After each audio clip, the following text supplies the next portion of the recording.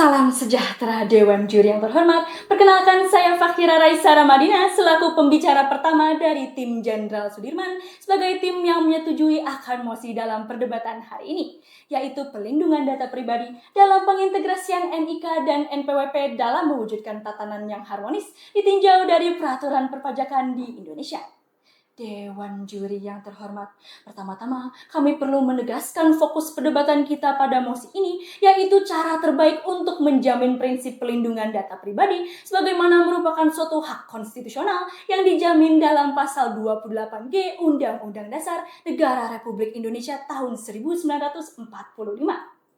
Berdasarkan pasal 2 ayat 1 huruf A Undang-Undang Nomor 7 tahun 2021 tentang harmonisasi peraturan perpajakan, pada pokoknya mengatur bahwa terdapat kebijakan untuk mengintegrasikan NIK dan NPWP. Oleh karena itu, dari pasal tersebut dapat dikatakan bahwa NPWP tidak lagi diperlukan, sebab Indonesia telah menerapkan sistem Single Identity Number atau SIN, yang artinya pemerintah hanya menggunakan satu nomor kependudukan, yaitu NIK, untuk urusan pelayanan publik, salah satunya pembayaran pajak. Urgensi yang melatar belakangi penerapan SIN adalah untuk meningkatkan tingkat tax ratio, yaitu perbandingan total pajak dari produk domestik bruto suatu negara.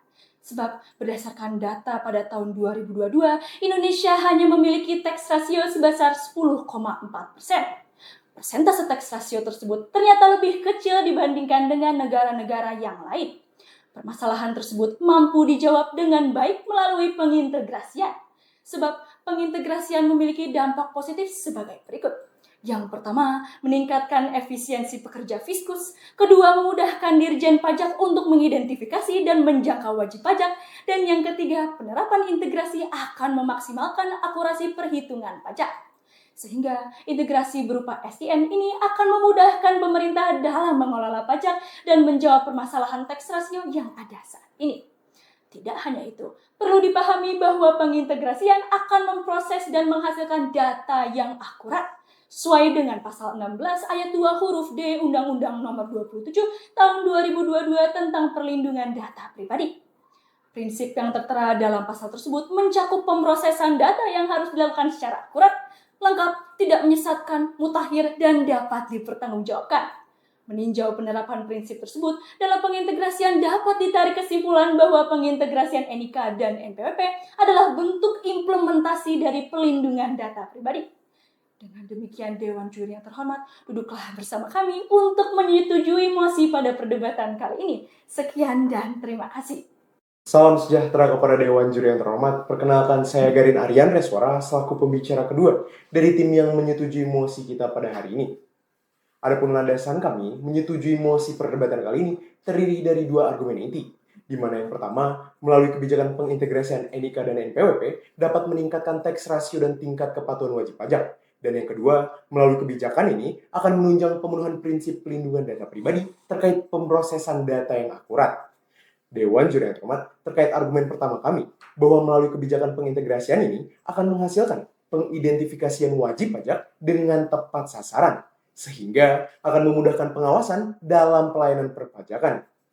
Jika kita merujuk pada pasal 2 ayat 1, Peraturan Menteri Keuangan Nomor 112 Tahun 2022, maka setelah pengintegrasian, nantinya wajib pajak hanya akan menggunakan NIK sebagai identitas wajib pajak.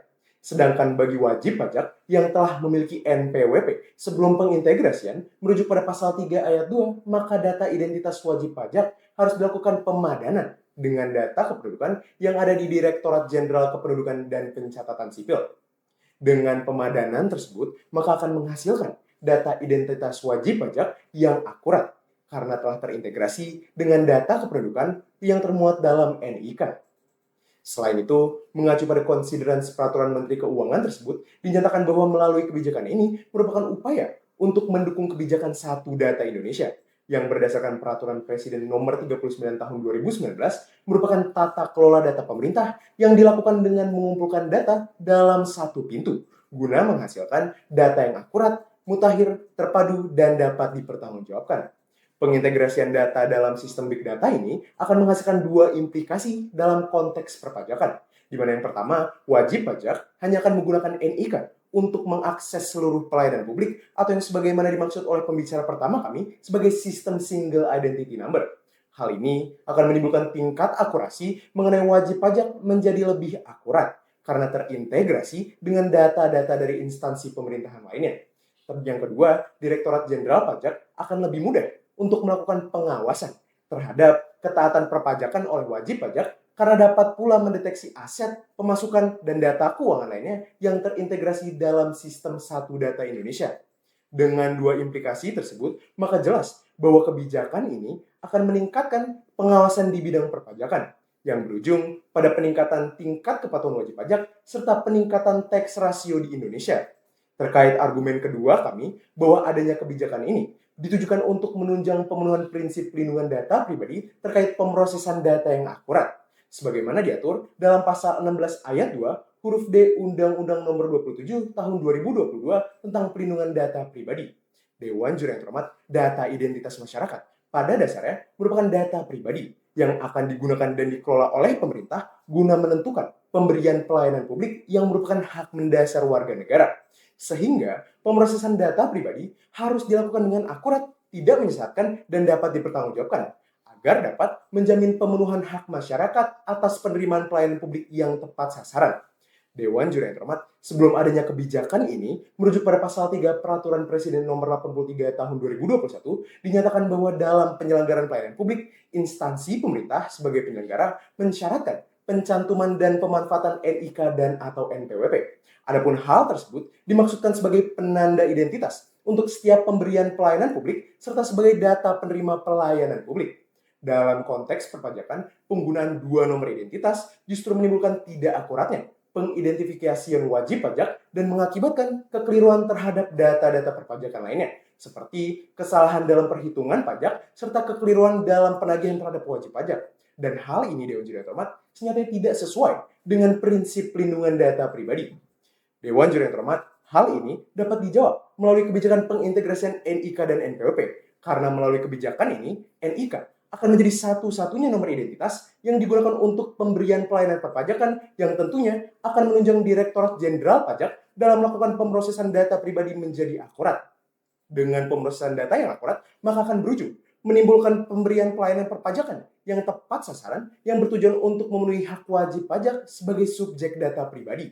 Berdasarkan keseluruhan argumentasi tersebut, maka adanya kebijakan pengintegrasian NIK dan NPWP akan menunjang pemenuhan prinsip pemrosesan data yang akurat yang merupakan salah satu prinsip pelindungan data pribadi serta akan meningkatkan tax ratio dan tingkat kepatuhan wajib pajak. Sekian dan terima kasih. Assalamualaikum warahmatullahi wabarakatuh Dewan Juri. Perkenalkan, nama saya Aziz Bagas Pramono, selaku pembicara 3 dari tim yang menyetujui mosi perdebatan kita kesempatan kali ini. Untuk membuktikan apa yang sebelumnya telah disampaikan oleh pembicara satu kami mengenai tax ratio Indonesia yang begitu miris dengan perolehan angka hanya sebesar 10,4% per tahun 2022, akan saya bandingkan dengan ketentuan minimum tax ratio yang disepakati oleh negara-negara OECD, yakni sebesar 15%. Namun belum sampai di sana, perbandingan dengan rata-rata tax ratio negara Asia Pasifik lainnya akan semakin memilukan kenyataan tax ratio kita dengan angka rata-rata tax ratio negara Asia Pasifik sebesar 19%. Terlebih lagi, angka kepatuhan wajib pajak non-pegawai per tahun 2022 hanya sebesar 52,44%. Rendahnya angka tax ratio tersebut melatar belakangi pengintegrasian NIK dan NPWP agar nantinya pajak dapat menunjang pembangunan berkelanjutan di masa yang akan datang. Lebih lanjut, untuk membuktikan pembicara dua kami, akan saya hadirkan bagaimana infrastruktur yang ada saat ini sangatlah tidak efektif karena tidak terintegrasi. Dengan data center sebanyak 2.700 buah yang tersebar di 629 instansi baik pada tingkat pusat dan daerah akan menyebabkan pengolahan data rentan untuk terduplikasi dan rancu. Terlebih lagi, angka perbandingan fiskus dan wajib pajak pun turut memprihatinkan, yakni sebesar 1:6.253. Sehingga akan menghambat efisiensi pelayanan perpajakan. Padahal, berdasarkan penelitian yang dilakukan oleh Grant Richardson kepada 45 negara, ditemukan fakta bahwa penghindaran pajak diakibatkan oleh inefisiensi pelayanan publik negara yang bersangkutan. Oleh karena itu, langkah pengintegrasian NIK dan NPWP senyatanya hadir sebagai jawaban untuk meningkatkan tax rasio negara. Realisasi SIN yang dapat mengefisiensikan pelayanan publik juga turut dapat saya buktikan dengan perbandingan negara. Sebut saja Belanda dengan BSN number-nya, yang merupakan nomor tunggal kependudukan yang turut juga mencakup nomor pembayaran pajak. Dan pada tahun 2022, tax rasio yang dimiliki Belanda berada jauh di atas Indonesia dengan angka sebesar 24,1% sesuai World Bank.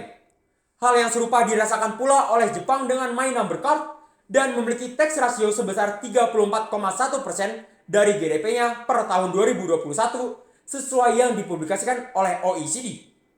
Dewan Juri, kami selaku tim pro bukanlah tim yang buta menjual idealismenya saja, seraya menutup mata terhadap realita. Kami sadar terdapat problematika yang masih perlu untuk dibenahi. Yang pertama, saya akan membaginya ke dalam aspek teknis yang meliputi pembahasan mengenai kompetensi dan sarana prasarana. Kompetensi Dewan Juri, sebagaimana yang dipublikasikan oleh Tempo, saat ini pengisian BSSN dan Kominfo sayangnya masih jauh dari kesesuaian kompetensinya, sebab masih diisi oleh mekanisme kekerabatan. Oleh karena itu, pemerintah perlu untuk menerapkan sistem meritokrasi dengan menjalankan uji kompetensi yang ketat dan transparan. Perihal sarana prasarana, masih hangat Dewan Juri di telinga kita semua. 2 minggu terakhir mengenai tidak adanya backup data yang dimiliki oleh PDN sementara setelah adanya peretasan yang berujung pada sulitnya pemulihan data milik masyarakat. Maka kami sadar bahwa pemerintah perlu untuk sesegera mungkin menyiapkan infrastruktur backup data mengingat pengoperasian PDN utama hanya menyisakan hitungan jari saja. Yang kedua mengenai aspek yuridis normatif.